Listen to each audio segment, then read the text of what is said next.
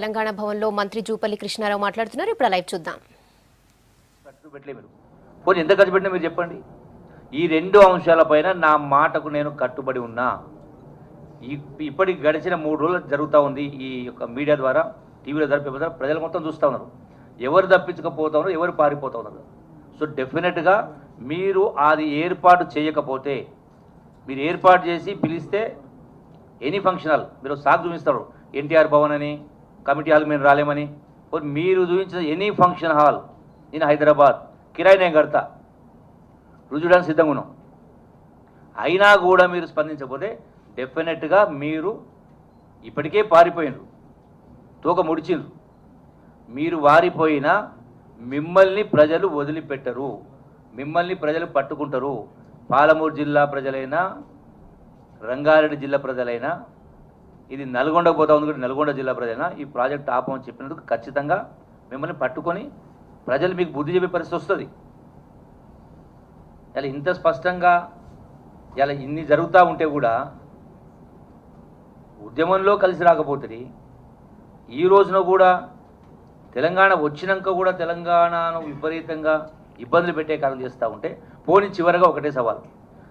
మీరు గతంలో కూడా బహిరంగ లేఖలు, మీసాలు దువ్వడం, తొడలు కొట్టడం చేసింది కదా. మీకు దమ్ము ధైర్యం ఉంటే నేను సవాల్ విసురుతా ఉన్నా. ఒకవేళ మీరు చర్చలకు రాలేకపోతే, మీరు వెన్ను చూస్తే, పారిపోతే, కనీసం చంద్రబాబుతోటి, ఆంధ్రప్రదేశ్ ప్రభుత్వంతో, తెలుగుదేశం పార్టీ ప్రభుత్వంతో ఢిల్లీకి, కేంద్ర ప్రభుత్వానికి, సిడబ్ల్యూసికి, కృష్ణా వాటర్ బోర్డుకు లెటర్ రాయించండి.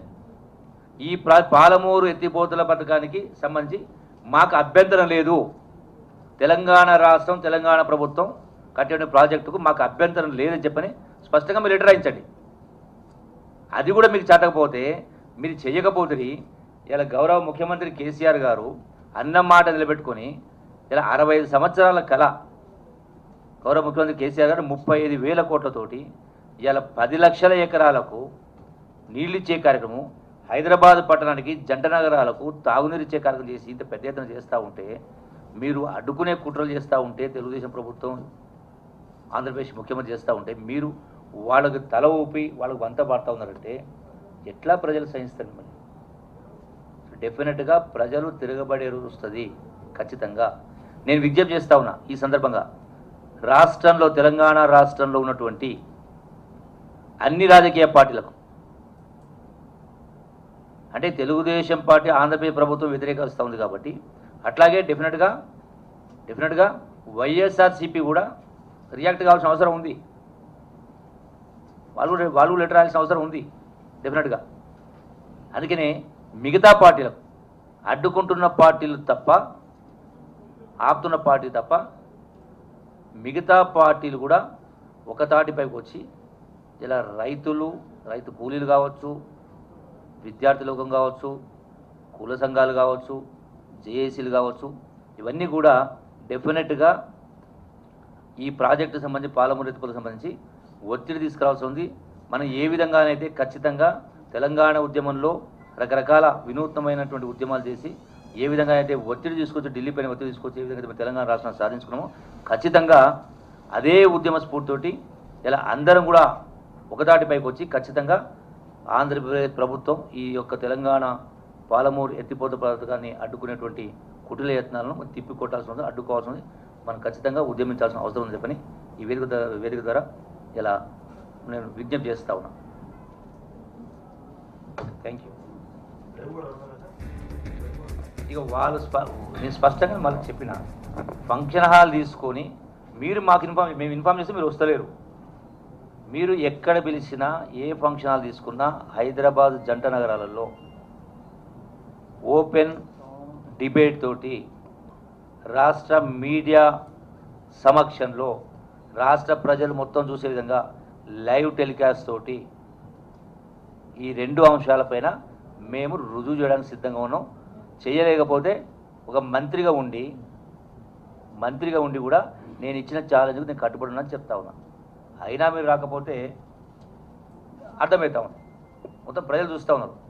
మీరు ఏది మాట్లాడితే అది వేదం అనుకుంటే ఇప్పటికే మీరు ఏం చేయలేదు కాబట్టి మిమ్మల్ని తెలంగాణ ప్రజలు నేలకేసి కొట్టిరు. సాగు తప్పి కన్నులటువంటిగా ఆడవాడు మొలిచి ఉండవచ్చు.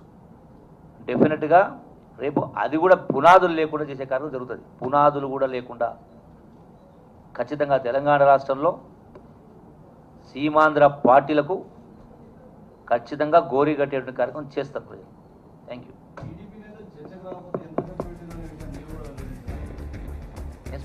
నేను స్పష్టంగా వెల్లడించిన పట్టుమని 10 కోట్లు ఖర్చు పెట్టని చెప్పిన అన్నమాట కట్టుబడి చెప్పంటున్నా.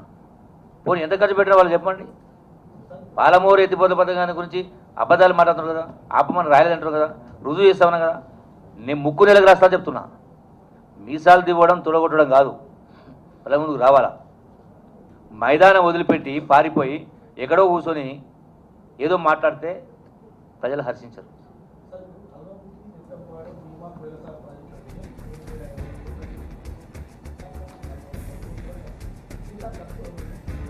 డెఫినెట్ చెప్తున్నా. ఇలా రావుల చంద్రశేఖర్ రెడ్డి బహిరంగ లేఖ రాసినరో ముసలికన్నీరు కాస్తా ఉన్నారో ఖచ్చితంగా ఈ 1 సంవత్సరంలోనే టీఆర్ఎస్ ప్రభుత్వం వచ్చిన తర్వాత కూడా ఆ పెండింగ్ ప్రాజెక్టులు పూర్తి చేయడానికి కావాల్సిన డబ్బును కూడా టీఆర్ఎస్ ప్రభుత్వం ఖర్చు పెట్టింది. ఈ సంవత్సరం బడ్జెట్లో కూడా 15-16 సంవత్సరాల బడ్జెట్ కూడా ఆ ప్రాజెక్టులు పూర్తి కావడానికి ఎంత అవసరందో అంత డబ్బు కూడా బడ్జెట్లో కేటాయించినాం. పనులు జరుగుతూ ఉన్నాయి. ఆగిపోయిన పనుల మొత్తాన్ని కూడా పునరుద్ధరణ జరిగింది. ఒకసారి కాదు 10 సార్లు సంబంధిత మంత్రి హరీష్ కూడా సమీక్షలు చేస్తూ ఉన్నాం. జిల్లా శాసనసభ్యులను జిల్లా మంత్రులను కూడా ప్రాజెక్టులపై చూసుకోవడం జరిగింది. వాటిని స్పీడప్ చేసే కాలం చేస్తూ ఉన్నాం. బడ్జెట్ డబ్బులు పెట్టిన పనులు నడుస్తూ ఉన్నాయి. ఖచ్చితంగా వచ్చే సంవత్సరానికల్లా వచ్చే ఖరీఫ్ నాటికి ఈ పెండింగ్ ప్రాజెక్టు కూడా పూర్తి చేసి 100% వాటి ద్వారా వచ్చేటువంటి మొత్తం ఆయకట్టుకు జిల్లా సాగునీటి ప్రాజెక్టు ఉండే రైతాంగాన్ని నీళ్ళని ఏర్పాటు చేస్తూ ఉన్నాం. ఏదో మీరు చేయమంటే చేయడమో మీరు ఆపమంటే ఆపడం కాదు. డెఫినెట్గా ఈ ప్రభుత్వం రైతు ప్రభుత్వం, సంక్షేమ ప్రభుత్వం. డెఫినెట్గా చేస్తూ ఉన్నాం, చేస్తాం కూడా, పూర్తి చేస్తాం డెఫినెట్గా.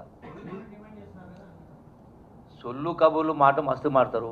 ఏడనో కూర్చొని మాట్లాడడం కాదు కదా. స్పష్టంగా మీ సమక్షంలో మీరే కదా జడ్జెస్, మీరే జడ్జి ఉండని చెప్పి అంటాను కదా. వాళ్ళకి భయం ఎందుకు? ఓ మాట అందరు ఒకడన్నాడు, తర్వాత మళ్ళీ ఎవరెవరో వస్తున్నారు కదా.